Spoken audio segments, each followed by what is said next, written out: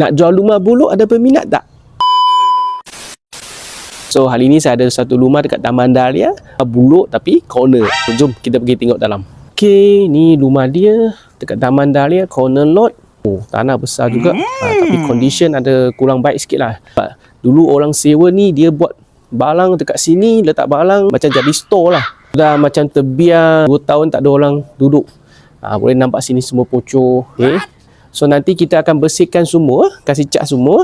Batu semua kasih naik, bagar kasih tukar. So banyak kos kena bikin. So selalu ada rumah, tuan rumah nak tanya I punya rumah, oh macam teruk sangat lah, I nak jual susah ni.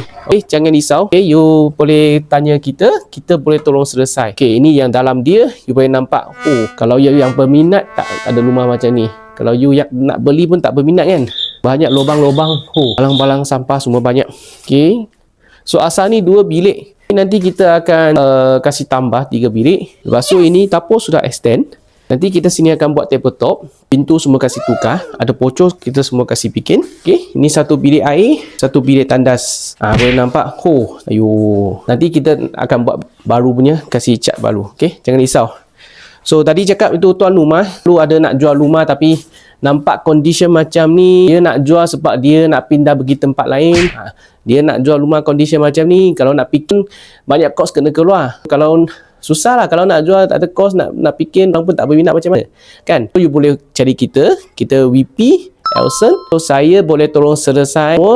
Ada yang rumah buruk ke, kita kasih baiki ke.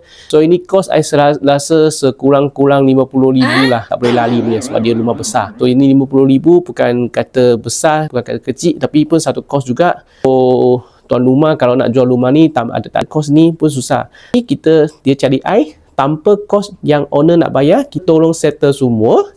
Jadi tak perlu bayar kita agent fee, guam semua sekali, dengan renovation semua sekali, kita tolong siapkan semua. So nanti kita sini akan bikinkan tambah 1 bilik dengan extend sini. So akan nampak jadi 3 bilik dengan nampak dia jadi besar. So boleh follow I lah. Selepas siap, saya akan bagi tengok kita buat macam mana. Bye.